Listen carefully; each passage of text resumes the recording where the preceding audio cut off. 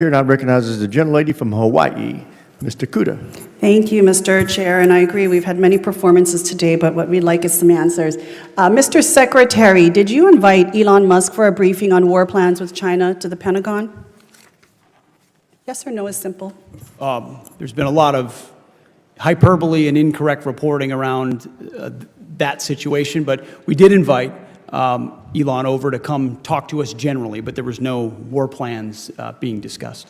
Okay, so whose idea was it to invite him to the Pentagon for a briefing? You mentioned you served at the pleasure of the president. Was it the president's will to have him come and be briefed? Well, as you know, at that time, Elon Musk was leading up DOGE efforts, and we've taken a great investment in DOGE at DOD, and so getting his input on how we make DOD more efficient makes a great deal of sense. But the problem was never about whether Musk was smart enough or innovative enough to offer advice. It was about conflict of interest and how the richest man in the world, with billions of dollars in contracts tied to the Pentagon, could gain access to privileged discussions. The concern was clear. If someone is directly benefiting from defense contracts and then given opportunities to listen to or participate in discussions that shape future requirements, they could easily use that knowledge to gain an unfair advantage. This goes far beyond normal consultation. It creates a situation where national security priorities and private profit overlap in ways that blur accountability. The representative questioning the Secretary of Defense hammered this point home, highlighting how Musk's companies were already deeply integrated into military systems and platforms. These were not hypothetical contracts, these were billion-dollar projects directly linked to the Department of Defense, and Musk stood to benefit from every single decision made in that arena. Add to that his staggering $280 million donation toward defense initiatives, which eventually translated into billions in investor returns, and the entire situation looked less like patriotic partnership and more like a backroom deal that allowed one individual to expand his influence even further. Okay, but don't you think it's a conflict of interest for the world's richest man? Many of the contracts that the DoD is engaged in, billions of dollars of contracts going to his company, and he is, as to your point, was leading DOGE, which was involved in cutting hundreds of contracts, but also becoming intimately aware of the platforms and the requirements that would be given out for new contracts. Did you not think it was a conflict of interest to invite someone with financial interests into the Pentagon to have firsthand knowledge of what they could then bid on for their own, enrichment?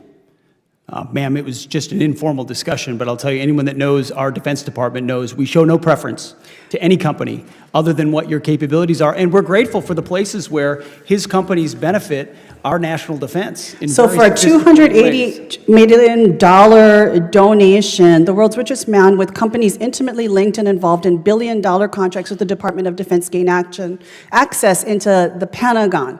So would you say that any company right now that has multi-billion-dollar contracts with the Department of Defense has access to the Pentagon right now? 1-hour briefings with you, personally. On the regular I think basis, the answer I is meet with many people and many different companies and many different aspects of our defense industrial base to ensure we have the best possible capabilities. It would be imprudent to do Well, I'm otherwise. sure for an investment of $280 million, Elon's investors are quite happy that it's come out into the billions. I want to jump questions right now. Mr. Secretary, on January 6, 2021, rioters and looters attacked federal law enforcement officials, vandalized and destroyed federal government property, and caused an estimated $2.7 billion in damages right here at the Capitol. Would you have sent the National Guard and the Marines in on that day? Instead of giving a clear yes or no, the Secretary turned to explanations about how President Trump had requested the National Guard, though it took far too long for them to be sent in. The problem was that this answer dodged the real point. The representative wanted his personal judgment, his decision-making instinct under such extraordinary circumstances. Would he have acted faster? Would he have prioritized the safety of the Capitol and those inside? Or would he have hesitated as chaos unfolded? By refusing to commit to an answer, the Secretary left lingering doubts about his willingness to act decisively in moments of national crisis. The reason this question mattered so much is because the Capitol attack was not just a riot. It was an attempt to disrupt the certification of a presidential election. It represented a direct threat to the functioning of American democracy. For many, the idea that the military might need to be called in to protect Congress was a sobering reminder of how fragile democratic institutions can be. A Well, yes or no unfortunately, question would President be- Trump requested the National Guard in advance, and that was... It took him quite a long time. I'm asking you, as Secretary of Defense, would you have sent in the National Guard and the Marines on that day? We had 140 Capitol Police officers injured. One died the next day. Would you have sent in the National Guard and the Marines?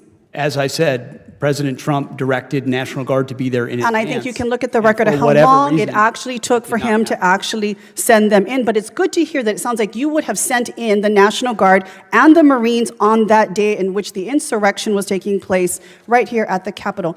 Mr. Secretary, during your confirmation hearing, you failed to deny the conclusion that you would carry out an order to shoot protesters in the legs. So let me be direct. Given what we are seeing across the country right now, would you carry out or issue an order by the president for our military to fire upon protesters actively engaging in their civil right to exercise free speech, their First Amendment rights?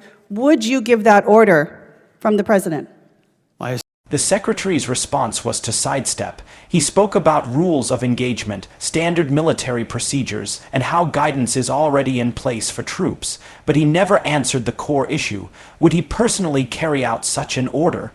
The refusal to give a straight response was troubling because it left the impression that under the right circumstances, such an order could be obeyed. For a democracy where the military is meant to protect its citizens and not turn against them, even that ambiguity was alarming. The representative did not back down.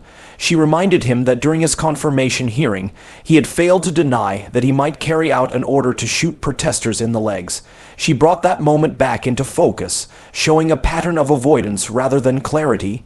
By raising the question again, she wanted to force him to draw a clear line, to make a public commitment that he would never allow American troops to fire on unarmed citizens exercising their constitutional rights. Instead, he again tried to label the question as a false hypothetical, dismissing it as a trap designed to corner him. But to many listening, it wasn't hypothetical at all, with protests filling the streets of major U.S.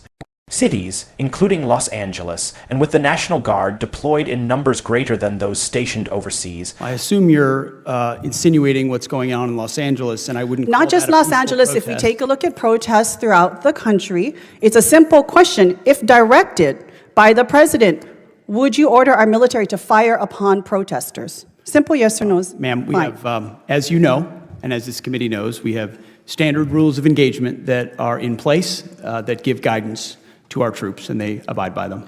I'm asking what you would do. Again, you said you serve at the pleasure of the president. Is that not true? I do serve at the So pleasure. if the president told you to shoot people in the legs, would you do so? Now, you failed to answer this question as well in your confirmation hearing when asked by members of the Senate.